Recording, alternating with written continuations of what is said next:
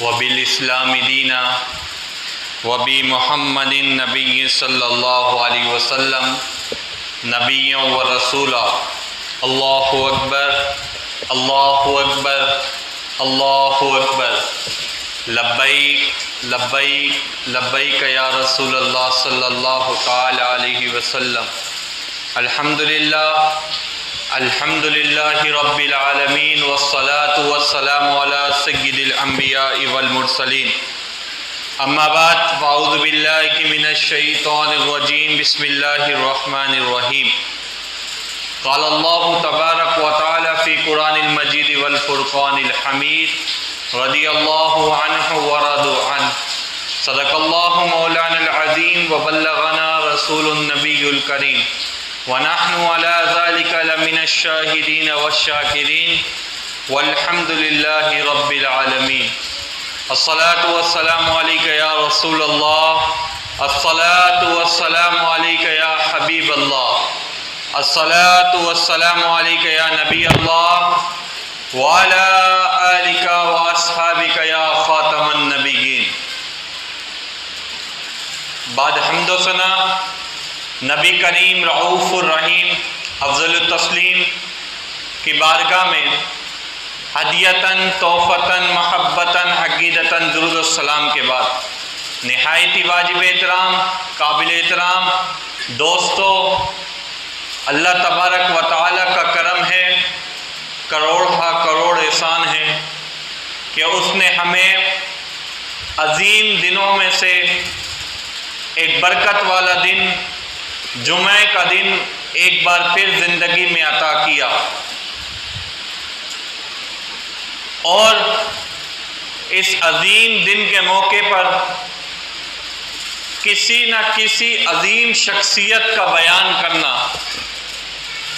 آپ مثال کے طور پر کسی امیر بندے کے پاس جائیں تو آپ اس کی تصویر لے کر لوگوں کو بتا سکتے ہیں کہ فلاں سیٹ سے مل کے آئے، فلاں ٹھیکیدار سے ملا ہے، فلاں وزیر سے ملا ہے، فلاں مشیر سے ملا ہے۔ کسی اسلامی بندے سے ملیں، فلاں مفتی صاحب سے ملا ہوں، فلاں شیخ الحدیث سے ملا ہوں، فلاں تنظیم کے بندے سے ملا ہوں۔ اب آپ دیکھیں کہ ہم آج جس کا ذکر خیر کریں گے وہ ان ہستیوں میں سے ہیں جن کے لیے ہمارے الفاظ کا معیار کم، اگر ان کو لفظوں کو ہم صحیح معنوں میں بیان کرنا بھی چاہیں تو ان کی خدمات دینیہ ہم بیان نہیں کر سکتے۔ ایک تو حضرت آدم علیہ السلام سے لے کر خاتم النبیین صلی اللہ تعالی علیہ وسلم کی ذات اقدس تک کوئی بھی شخص ایسا برکتوں والا نہیں تھا، ایسا شانوں والا نہیں تھا، ایسا عظمتوں والا نہیں تھا، ایسا رفتوں والا نہیں تھا جس کے نکاح میں کسی بھی نبی کی یا رسول کی دو بیٹیاں ایک ساتھ نکاح میں آئی۔ یہ شان اس عظیم شخصیت کے ہے جو 18 ذی الحج کے دن 40 دن تک ایک گھر میں محصور ہو کر قرآن کی تلاوت کرتے ہوئے اور آیت کریمہ پڑھتے ہوئے اور مدینہ کی سرزمین پر جنگ کا انعقاد نہیں کرنا چاہتے تھے، اور 40 دن تک ایک گھر میں محصور ہو کر میرے آقا کے اس فرمان پر لبیک کہا۔ ایک مرتبہ حضرت سہیل رضی اللہ تعالیٰ عنہ فرماتے ہیں کہ یاروں کی بھی کیا شان ہے۔ فرمایا کہ ایک مرتبہ احد پہاڑ پر پیارے نبی صلی اللہ تعالیٰ علیہ وسلم، حضرت ابو بکر صدیق رضی اللہ تعالیٰ عنہ، حضرت عمر فاروق رضی اللہ تعالیٰ عنہ، حضرت عثمان غنی رضی اللہ تعالیٰ عنہ، یہ تینوں احد پہاڑ پر کھڑے تھے اور ساتھ میں جانا کھڑے تھے۔ مصطفیٰ کریم کھڑے تھے، شریعت لانے والے کھڑے تھے، احد پہاڑ مستی میں جھومنے لگا، میرے آقا نے فرمایا کہ احد ٹھہر جا۔ بعض روایتوں میں آیا کہ میرے آقا نے پاؤں مبارک مارا، بعض میں آیا کہ صرف بولا اے احد ٹھہر جا، تیرے اوپر ایک صدیق اور 2 شہید کھڑے ہیں اور ایک نبی کھڑا ہے۔ علماء فرماتے ہیں کہ صدیق سے مراد حضرت ابو بکر صدیق رضی اللہ تعالی، اور 2 شہیدوں سے مراد ایک کا چند دنوں بعد محرم کی 1 تاریخ کو یوم وصال آنے والا ہے، خلیفہ ثانی حضرت عمر فاروق رضی اللہ تعالیٰ، اور ایک کا 18 ذی الحج کو ہے یوم وصال، جو خلیفہ ثالث داماد رسول 2 مرتبہ جن کو شرف ملا داماد بننے کا، داماد رسول حضرت عثمان غنی رضی اللہ تعالیٰ عنہ، آپ کا نام عثمان تھا۔ آپ واقعہ فیل کے 6 سال بعد اس دنیا میں تشریف لائے۔ آپ کے والد کا نام عفان تھا، آپ کی والدہ کا نام عروہ تھا۔ آپ 5ویں پشت میں جا کر، 5ویں سلسلے میں جا کر حضور جانے جانا صلی اللہ تعالیٰ علیہ وسلم کے ساتھ آپ کا رشتہ مل جاتا ہے، اور پھر میرے آقا کے حضرت عثمان بھانجے بھی رشتے میں لگتے تھے، کیونکہ حضور صلی اللہ تعالیٰ علیہ وسلم کی پھپھی کے بیٹے تھے حضرت عثمان۔ اسی طرح پورے قریش میں جو چند معززین لوگ تھے، چند ایسے لوگ تھے جو بڑے عزت دار سمجھے جاتے تھے، ہر معاملے میں اہل قریش کے لوگ ان کو شانہ بشانہ رکھتے تھے، وہ حضرت عثمان غنی بھی ان میں سے ایک تھے۔ حضرت عثمان غنی نے قبل اسلام بھی کبھی نہ جھوٹ بولا، نہ غلط کام کیے، نہ جب لوگ اپنی جائیداد بڑھانے کے لیے رہزنوں سے چوریاں ڈکیتیاں کرتے تھے، سب طاقت ہونے کے باوجود بھی خلیفہ ثالث داماد رسول صلی اللہ تعالی علیہ وسلم نے کبھی ایسا کام نہیں کیا۔ آپ کی یہی شان تو تھی کہ اماں عائشہ طیبہ طاہرہ پاکیزہ فرماتی ہیں کہ پیارے آقا صلی اللہ تعالی علیہ وسلم آرام کے لیے تشریف فرما ہے، اور میرے آقا صلی اللہ تعالی علیہ وسلم کی پنڈلیاں مبارک سے تھوڑا سا کپڑا اوپر اٹھا ہوا ہے، دروازہ کھٹکا، فرمایا کون ہے؟ آنے دیجئے۔ فرمایا حضرت ابو بکر صدیق رضی اللہ تعالیٰ، فرمایا آنے دیجئے۔ آ گئے، بیٹھ گئے، باتیں کرنے لگے۔ اسی اثناء میں دوبارہ دروازہ کھٹکا، پھر فرمایا آنے دیجئے، حضرت عمر فاروق تشریف لیا۔ اسی اثناء میں دوبارہ دروازہ کھٹکا، میرے آقا نے فرمایا کون ہے؟ فرمایا عثمان رضی اللہ تعالیٰ عنہ ہے۔ میرے آقا صلی اللہ تعالیٰ علیہ وسلم اماں طیبہ طاہرہ پاکیزہ عائشہ صدیقہ رضی اللہ تعالیٰ عنہ فرماتی ہیں کہ میرے آقا صلی اللہ تعالیٰ علیہ وسلم لیٹے ہوئے تھے، آپ ڈائریکٹ اٹھ کر بیٹھ گئے، اپنی پنڈلی مبارک صحیح کی اور فرمایا کہ عثمان کو اندر بلا لو۔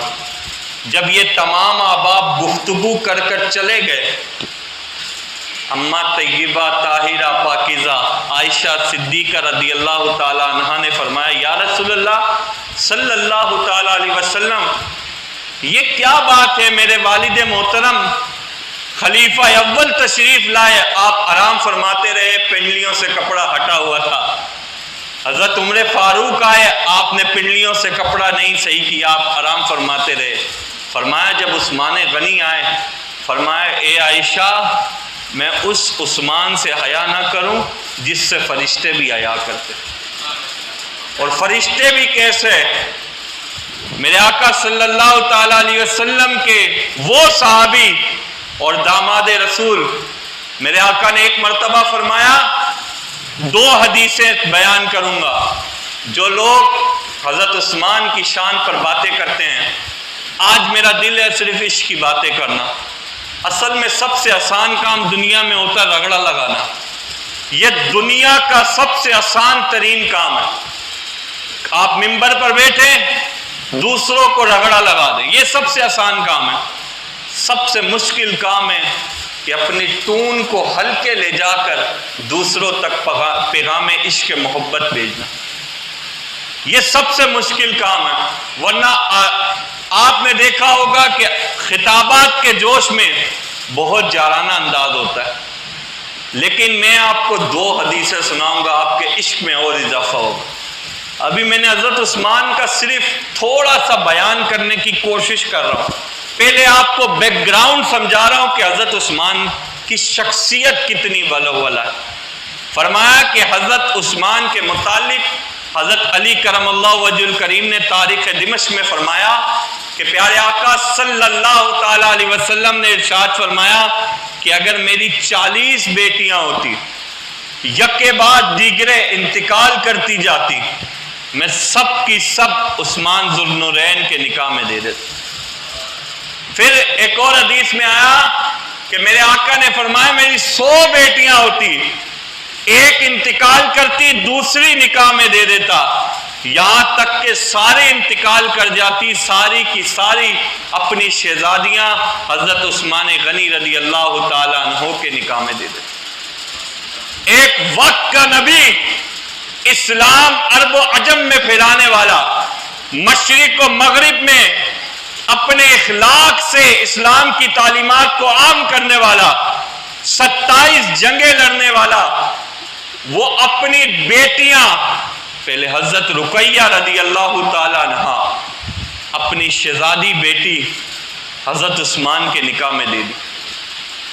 اس کے بعد جب حضرت رقیہ رضی اللہ تعالیٰ عنہ بیمار ہوئی، جنگ بدر کا موقع آیا، حضرت رقیہ رضی اللہ تعالیٰ عنہ بیمار ہو گئی. حضرت عثمان کو میرے آقا نے ان کی خدمت پر لگا دیا اور فرمایا کہ تم صرف میری بیٹی کی خدمت کرو، اللہ تمہیں جنگ بدر میں شامل ہونے کا ثواب عطا کرے. آپ گئے نہیں جنگ میں. جب حضرت زید بن حادثہ رضی اللہ تعالیٰ عنہ جنگ بدر کی خوشخبری لے کے آئے کہ ہم فتح یاب ہو گئے، آپ نے دیکھا کہ حضرت عثمان اپنی زوجہ محترمہ طیبہ طاہرہ حضرت رقیہ رضی اللہ تعالیٰ عنہ کا دفنا رہے ہیں. پیارے آقا کی شہزادی اس دنیا فانی سے کوچ کر گئی. جب میرے آقا بدر سے آئے، مال غنیمت تقسیم کیا، حضرت عثمان کو بھی مال غنیمت دیا. حالانکہ مال غنیمت میں اس کا حصہ ہوتا ہے جو جہاد پہ جاتا ہے، جہاد فی سبیل اللہ کرتا ہے. لیکن بتانے کا مقصد یہ کہ اللہ تعالیٰ نے مصطفیٰ کریم علیہ السلام کو وہ شانے دیے ہیں، آپ جسے چاہیں جو عطا کر دیں. کسی کو ریشم کا کپڑے کی اجازت دے دیں، کسی کو اسلام قبول کرتے وقت 2 نماز پڑھنے کی اجازت دے دیں، تو کسی کو کسی وجہ سے کچھ اور بھی اجازت دے دے. یہ سب کچھ دار اختیار میں عطائے محمد تھا. بطفیل رب ذوالجلال، اللہ عز و جل نے اپنے پیارے حبیب کو وہ علم عطا کیا تھا، وہ طاقتیں، وہ شانیں عطا کی تھی. یہی عقیدہ اہل سنت ہے کہ ہر علم ذاتی طور پہ رب ذوالجلال کا ہے. اس نے اپنی عطا سے اپنے حبیب کو اتنا دیا ہے کہ تمام ما کانا وما یکون کا سارا علم مصطفیٰ کریم علیہ السلام. دوستو، البدایہ والنہایہ میں ایک حدیث لکھی ہے. میرے آقا صلی اللہ تعالیٰ علیہ وسلم نے ایک موقع پر حضرت عثمان کو گلے سے لگایا اور فرمایا، اے عثمان، تم دنیا میں بھی میرے ولی ہو، تم دنیا میں بھی میرے دوست ہو، اور بروز آخرت بھی تم میرے دوست. فرمایا ایک اور حدیث میں ہے کہ ہر نبی کا کوئی نہ کوئی خاص ساتھی ہوتا ہے. میرے آقا نے فرمایا عثمان جنت میں میرا سب سے خاص ساتھی ہے، رفیق ہے. میرے آقا نے جس کی اتنی شانیں بلند فرمائی ہوں اور جس کی 2 بیٹیاں نکاح میں دی ہوں، دوستو اس صحابی کا مقام و مرتبہ کیا ہوگا؟ جب جنگ تبوک کا موقع آیا، آج کسی سے 1 مہینے میں 2 مرتبہ چندہ مانگ لیا جائے نا، تو آپ سب صاحب استطاعت بیٹھے ہیں، آپ کو پتہ ہے اس کا چہرے کا رنگ الگ سا ہو جاتا ہے۔ وہ ہمیں دیکھتا ہے نا کہ یار یہ دوبارہ چندہ مانگے گا، وہ گلی سے مڑ جاتا ہے۔ جنگ تبوک کا موقع ہے، میرے آقا صلی اللہ تعالیٰ علیہ وسلم کی امت مصطفیٰ پر برا حال ہے۔ میرے آقا صلی اللہ تعالیٰ علیہ وسلم منبر رسول پہ کھڑے ہوئے، اعلان فرمایا آج کوئی ہے جو اسلام کی مدد کرے؟ جنگ تبوک کے لیے جا رہے ہیں، فرمایا کوئی ہے مدد کرے؟ پھر داماد رسول کھڑے ہوئے، فرمایا یا رسول اللہ عثمان کی طرف سے 100 اونٹ بما ساز و سامان کے میں جہاد کے لیے وقف کر دیتا ہوں۔ پھر میرے آقا منبر اقدس پہ تشریف فرما ہوئے، پھر فرمایا کوئی ہے جو اسلام کی مدد کے لیے اپنے خزانوں کا منہ کھولے؟ کوئی ہے جو دنیا میں جنت کا وعدہ حاصل کرے؟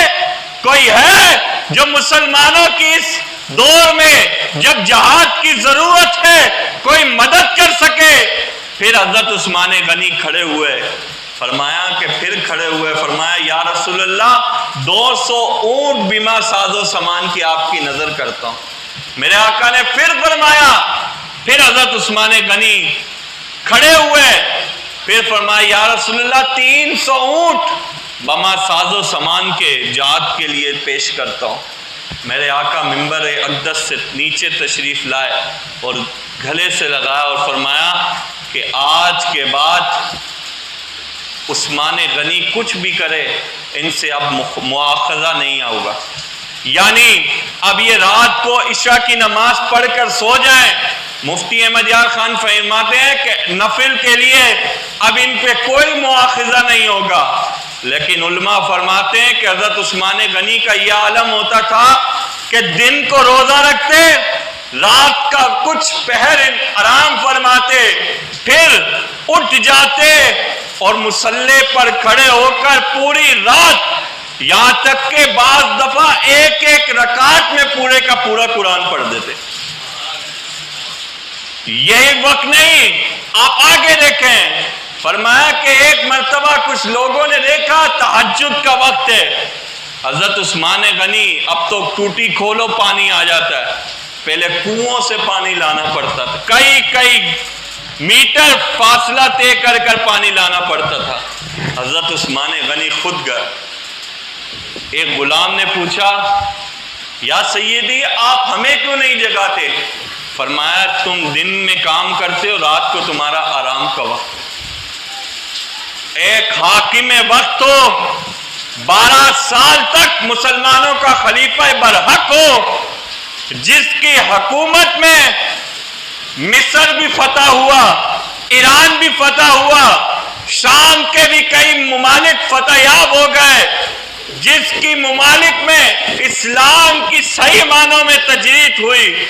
جب حضرت عمر فاروق رضی اللہ تعالیٰ عنہ کا انتقال ہو گیا، شہید کر دیے گیا، اس کے بعد 12 سال تک آپ نے خلافت کے نظام سنبھالا اور اسلام کو وہ عروج و ترقی دی، وہ شانیں دی، وہ رفعتیں دی جو آج سے پہلے کوئی نہ دے سکا۔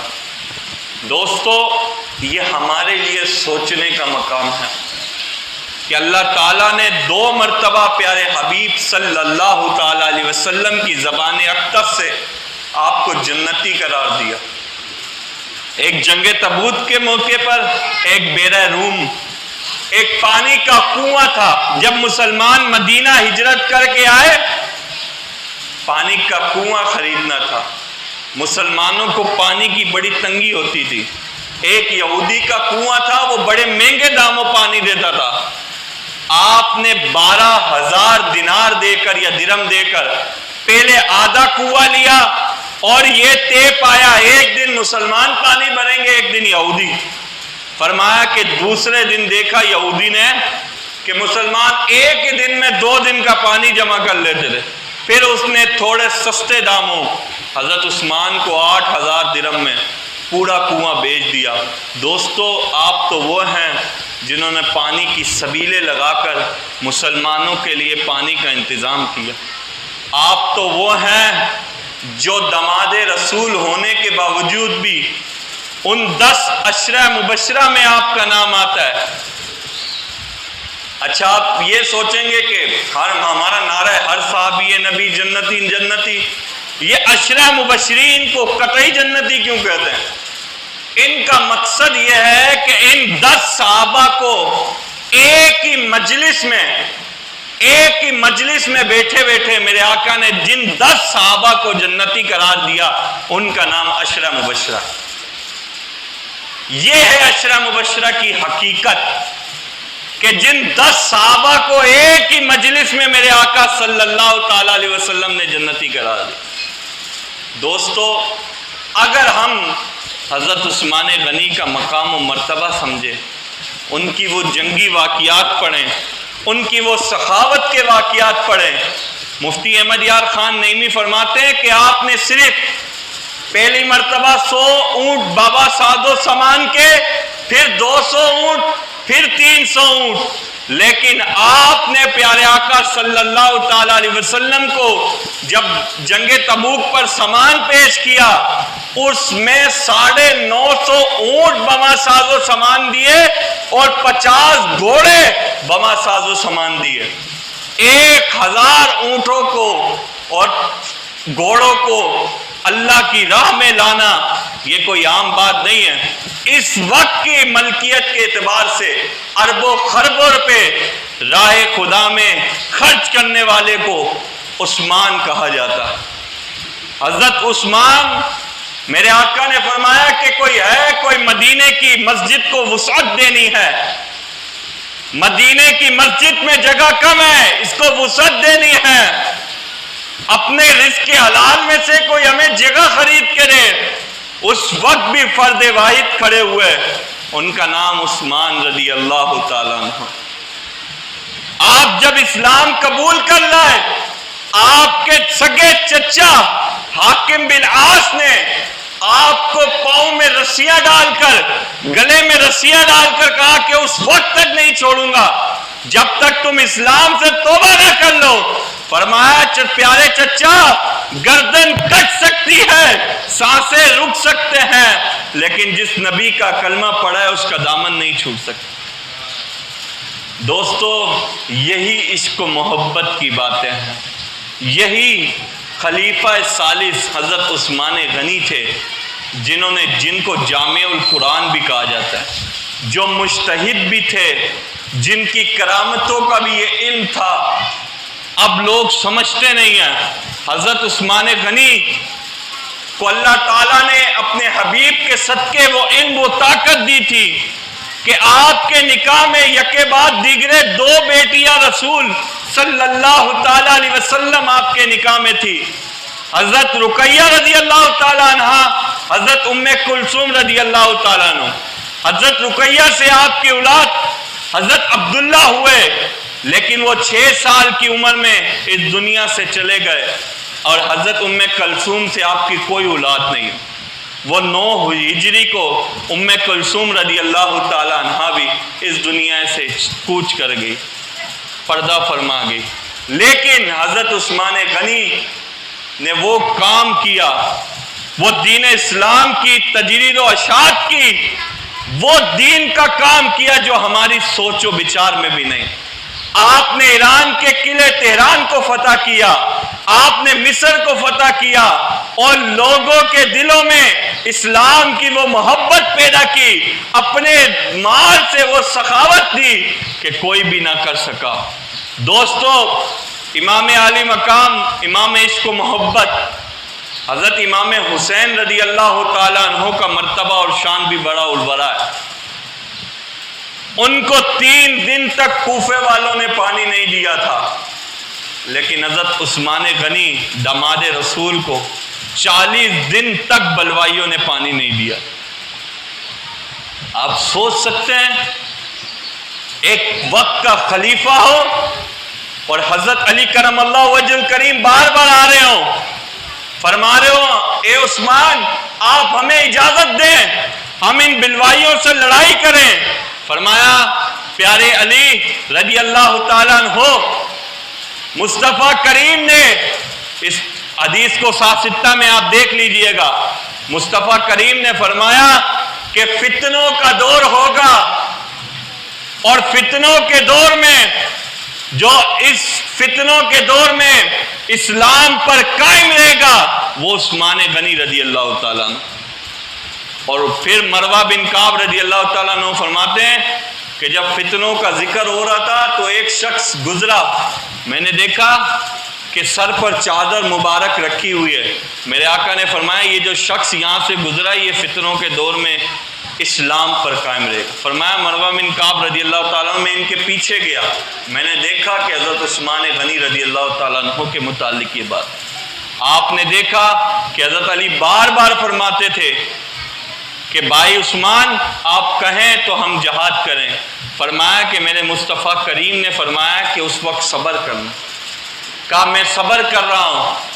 اور کیسا صبر کر رہے ہیں کہ عبداللہ بن سلام فرماتے ہیں کہ میں حضرت عثمان رضی اللہ تعالیٰ عنہ سے ملاقات کرنے گیا، میں نے دیکھا کہ آپ فرما رہے ہیں کہ میں روزے سے ہوں اور مصطفیٰ کریم نے چھوٹی سی جگہ سے ارشاد فرمایا کہ یہاں سے مصطفیٰ کریم تشریف لائے تھے اور مجھے پانی کی بالٹی دی اور میرے کندھوں میں اور سینے میں اس پانی کی ٹھنڈک محسوس ہے، اور فرمایا اے عثمان تم چاہتے ہو تو ہم تمہاری مدد کریں یا تم چاہتے ہو کہ تم افطاری ہمارے ساتھ کرو؟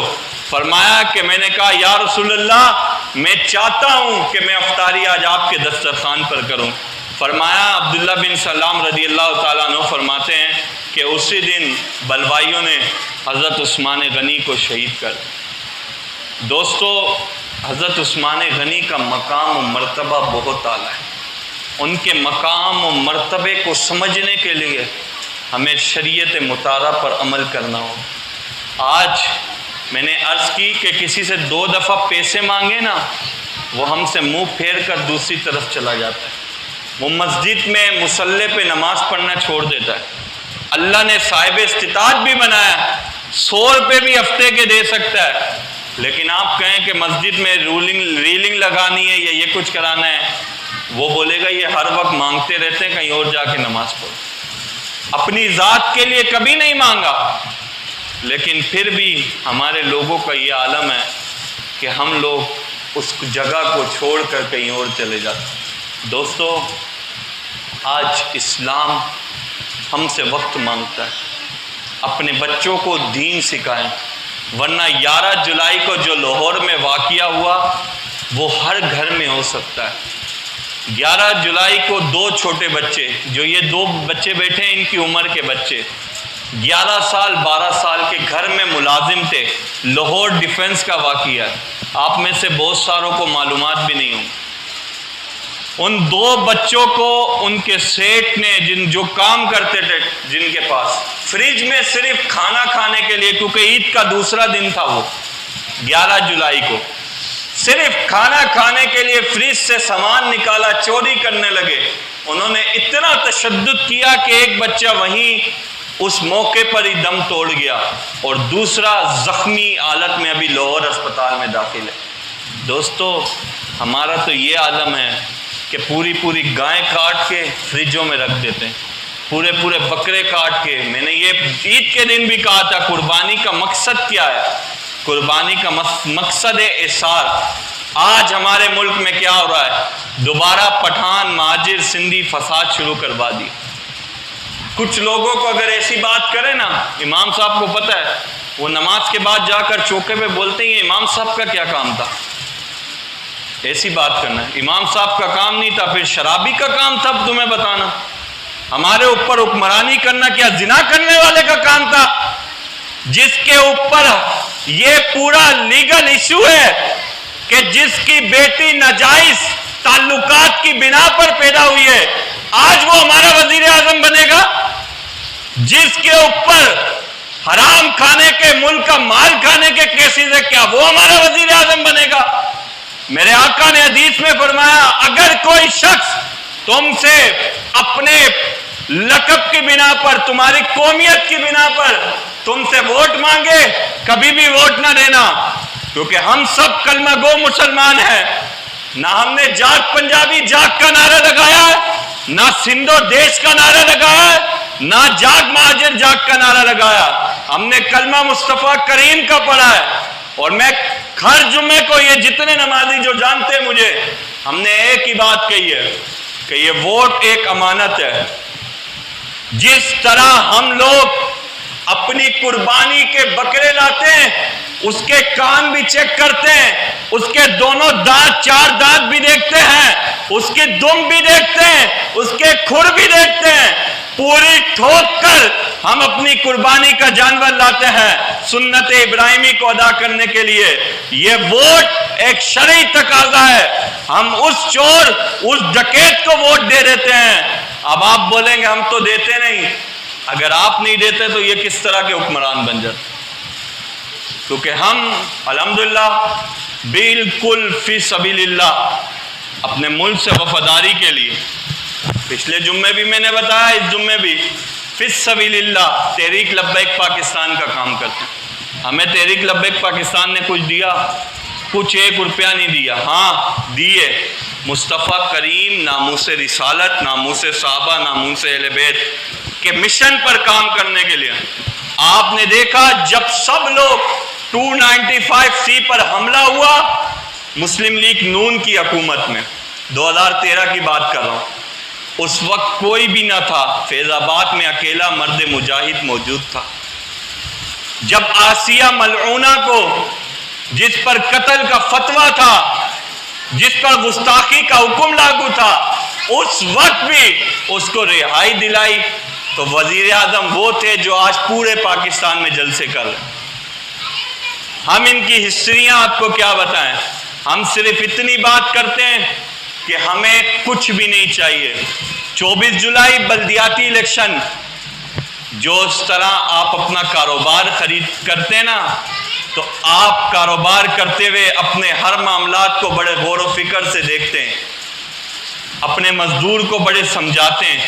اس طرح 24 کو ووٹ پر مہر لگاتے ہوئے یہ دفعہ ضرور سوچ لیجئے گا، نہ آپ کو لسانیت کے نام پر ووٹ دینے والا دیکھے گا، نہ ملک میں امپورٹ حکومت پہ نام پر ووٹ مانگنے والا دیکھے گا، نہ آپ کو جاگ پنجابی جاگ کا نعرہ لگانے والا دیکھے گا، اپنوں کا ووٹ اپنوں کے لیے مانگنے والا نہیں دیکھے گا۔ لیکن ہمارا یقین ہے کہ مصطفیٰ کریم کے نام پر جب ووٹ دیں گے تو بروز قیامت مصطفیٰ کریم اپنی شفاعت کا حصہ ضرور دیں گے۔ آپ بولیں گے جی یہ اس سے کیا ہوتا ہے ووٹ لگانے سے؟ آپ میری زبان پر اعتبار کر کے دیکھیے، ہمیں جیت اور ہار سے کوئی مقصد نہیں ہے۔ آپ نے دیکھا کہ کرنگی الیکشن میں جیتی ہوئی سیٹ ہمیں ہرا دی گئی، ایک لفظ بھی نہیں بولا، کیونکہ ہمارا کام محنت کرنا ہے، محنت کرنا ہمارا کام ہے، پھل دینا مالکوں کا کام ہے، ہمیں کچھ بھی نہیں۔ اور یہ یاد رکھیں اگر آج نہیں لیں گے ان کی پناہ تو بروز قیامت بہت سخت پکڑ ہوگی، اور بہت سخت پکڑ میں مختلف قسم کے عذابات ہوں گے۔ اہل سنت کے غیور مسلمانوں، اگر آپ لوگ بھی اپنے محبان لوگوں کو نہیں ووٹ دیں گے تو بروز قیامت آپ سے بھی پوچھ ہوگی۔ اس لیے ووٹ کا صحیح استعمال کیجئے، ایسے لوگوں کو ووٹ دیجئے جو شریعت، قانون، اسلام اور پاکستان کے محافظ ہوں۔ اللہ تعالیٰ اس ملک پاکستان کی حفاظت فرمائے۔ اس وقت ہر قسم کے معاملات ہیں، لیکن الحمدللہ ڈرنے کی بات نہیں۔ رب قدیر اس ملک کو ان مسائل سے بھی نکالے گا اور آپ سب کے رزق میں بھی برکتیں دے گا۔ اللہ تعالیٰ ہم سب کا حامی و ناصر ہو۔ وما علینا الا البلاغ۔